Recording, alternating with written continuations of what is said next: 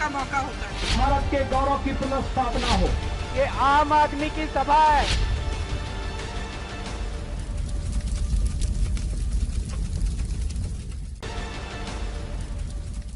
उत्तर प्रदेश विधानसभा चुनाव में जुबानी जंग थमने का नाम नहीं ले रही है। एक तरफ अखिलेश यादव चाचा ओम प्रकाश राजभर के साथ यूपी में सरकार बनाने का सपना देख रहे हैं, तो मुख्यमंत्री योगी आदित्यनाथ उनके सपने पर पानी फेरते नजर आ रहे हैं। बीते 2 चरण के चुनाव के बाद अखिलेश यादव ने कहा कि अगले चरण के चुनाव में बीजेपी के बूथ पर भूत नजर आएंगे। मुख्यमंत्री बाबा ने कहा कि 10 मार्च के बाद सबकी गर्मी उतर जाएगी और बीजेपी पूर्ण बहुमत के साथ पुनः सरकार बनाएगी। बहरहाल उत्तर प्रदेश में चुनावी चर्चा पर तड़का भी खूब लग रहा है। इसी क्रम में वाराणसी के रोहनिया सीट पर चर्चा करें तो सभी पार्टियों ने अब अपना पत्ता खोल दिया है और अब सभी पार्टियों ने रोहनिया विधानसभा पर जातीय समीकरण को सौंपते हुए पटेल बिरादरी पर भरोसा जताया। अब देखना दिलचस्प होगा कि जनता क्या जवाब देती है। आइए बात करते हैं सपा और अपना दल गठबंधन के प्रत्याशी अभय पटेल जी से। छोटू पटेल के साथ मनोज प्रजापति। आप तो रूबरू जनता के बीच में हुआ करते हैं और आपको जनता के बीच में ये तो खुद दिखाई देता है कि रोहनिया का इस रोहनिया विधानसभा में क्या लोग चाहते हैं। सिर्फ बदलाव चाहते हैं और अभय पटेल को अपना बनाना चाहते हैं और माननीय अखिलेश जी का सरकार बनाना चाहते हैं। जब आप प्रत्याशी बने थे जी, उस समय केवल कांग्रेस ने घोषित किया था अपना प्रत्याशी राजेश्वर पटेल जी को जी। इस समय लड़ाई क्या है? इस समय लड़ाई क्या है? कमेरावादी गठबंधन बनाम अपना दल बीजेपी। अपना दल बीजेपी तो यूं ही चला गया। आप तो पूरे उत्तर प्रदेश में देख रहे हैं,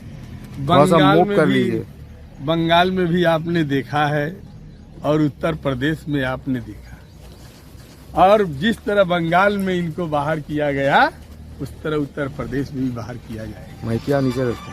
तो पहले तो अनुप्रिया जी आप देखेंगे जो गठबंधन है ये उनकी माता जी का ही है, कमेरावादी पार्टी। एक अनुप्रिया पटेल जी ने जो है स्वर्गीय पिताजी के नाम पे पार्टी का गठन किया। पार्टी 2 भागों में बट गई। जब पार्टी 2 भागों में बट गई तो क्या वोट भी अब 2 भागों में बटेगा? और नीचे रखिए। वोट 2 भागों में नहीं बटेगा। अगर कोई चला जाए तो क्या माँ का दर्जा भी कोई ले सकता है? इस धरती पर पुराण कथा कही गई, पुराणों में लिखा गया है, माँ का कर्जा न किसी ने चुकाया है न चुका सकता है। इस धरती का इतिहास है। थोड़ा मुड़िए धूप की तरफ। अब ये बताइए, आप रोहनिया की सीट को लेकर के चर्चा कर, यहाँ से आप देखेंगे कि 3 प्रत्याशी मजबूत स्थिति में है। अपना डॉक्टर सुनील पटेल जी हैं, आप पहले से ही एक अभय पटेल जी हैं, राजेश्वर पटेल जी हैं और तीनों दिग्गज पार्टियों के नेता हैं। ठीक है, तीनों दिग्गज पार्टियों के नेता हैं। पटेल बिरादरी आप देखेंगे इस विधानसभा में बहुत ज्यादा है।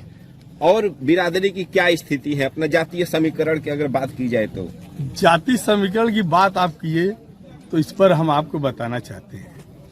आपको मैं बताना चाहता हूं कि जाति समीकरण में माँ एक ऐसी जगह है, जो ऐसा नाम है कि इसका कर्ज उतारने वाला कोई नहीं है।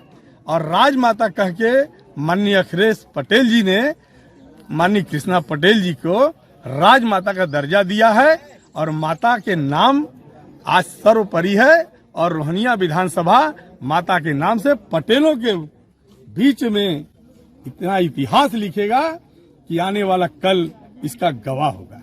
तो क्या लग रहा है अभय पटेल जी कितने वोटों से जीत रहे हैं इस बार विधानसभा में? अब आपको दिखाई देगा, पटेलों की जितनी संख्या है उतनी वोटों से जीता जाएगा। तो बाबा जी की गर्मी, बाबा जी ने कहा कि गर्मी उतारेंगे इस बार, तो क्या चुनाव खत्म होते ही अगर सपा गठबंधन की सरकार नहीं बन पाई तो गर्मी उतरेगी क्या? मैं आपको बता दूं, आज के डेट में बच्चा कभी माँ का गर्मी न उतारा है न उतार सकता है, उसका कर्ज नहीं पूरा कर सकता है। और मैं आपको बता दूं कि मुख्यमंत्री जी ये गलत बोल रहे हैं गर्मी उतारना किसी की बस की बात नहीं है। ये जनता जो दिखाई दे रहा है ये सर्वोपरि है, ये मालिक है, ये जन मालिक है। ये जब जिसको चाहेगा उसको ताज पहनाएगा। इस ताज का ये मोहताज नहीं है, ये ताज पहनाने वाले मोहताज हैं। जिसको चाहते उसको पहनाते हैं। उनको अगर ताज पहनाया गया है तो ये गर्मी उतारने की बात करते हैं। यही जनता है उनकी गर्मी उतारेगा। अभय पटेल क्या लगता है इस बार ताज किसके सर होगा, योगी या अखिलेश के? अखिलेश के सर जी। अच्छा, ये तो प्रदेश स्तर की बात कर रहे थे। ये बताइए रोहनिया की स्थिति क्या है, क्या समस्या है मूलभूत अभी रोहनिया की? रोहनिया के मूलभूत की समस्या तो आपको जब पूरे प्रदेश की समस्या है, जब पूरे प्रदेश की समस्या है तो रोहनिया की तो और भी समस्या है। क्या दो चार मुख्य समस्याएं? मुख्य समस्या यही है कि आप देख रहे हैं कि विधानसभा जीतने के बाद आप रूबरू यहीं के निवासी हैं और यहाँ पर कभी भी देखेंगे तो कोई सड़क सुरक्षित नहीं, कोई ऐसा काम नहीं जो विधानसभा का लेप लगाकर सुरक्षित दिखाई देता है। भी चल रहा है लाइव। नहीं तो अभी रुक जाइए थोड़ा सा ना, अभी मत चलाइए, थोड़ा सा हम लोग भर ले तब चलवाइए। ठीक है। यहाँ पर देख ही रहे हैं अखिलेश जी के राज में कभी ऐसा हुआ नहीं। किसानों के हित की लोग बात करते हैं। आज रात भर किसान खेत में अगोर रहा है और दिन भर बेचारा सोने के बजाय काम करता है, लेकिन रोड पर जाता है तो रात भर साढ़ किसान खेत में ढकाता है, दिन भर रोड पर लड़ करके ट्रामा सेंटर जाता है। ये ओम प्रकाश राजभर जी कह रहे हैं अपना कि इस बार अगर जीते तो साढ़ों को भगाएंगे। साढ़ तो आप काशी में देखेंगे, बनारस जो है अपना एक नंदी का दोतक रहा है। क्या नंदी को ही काशी से आप लोग भगा देंगे या पूरे प्रदेश से? देखिए, पुराण कथा जो बनाई गई, इतिहास जो बनाया गया, न इतिहास अब मिट सकता है, न कोई मिटा सकता, न कोई किसी को भगा सकता। लेकिन मैं आपको बता सकता हूँ ये जो तमाम नुकसान हो रहा है इसका बचाव हो सकता है। अच्छा, रोहनिया की जनता से क्या अपील करना चाहते हैं आप अपने लिए? आपको जनता की अपील क्या है? मैं यहीं 2000 से प्रधान रहा हूं केसरीपुर का, रोहनिया विधानसभा में मिलान करता है। और मैं आपको बताना चाहता हूं कि आने वाला कल विधानसभा विधायक होने के बाद केसरीपुर के तरह सजाकर पूरे विधानसभा को रखेंगे, तब हमको आप बताइएगा।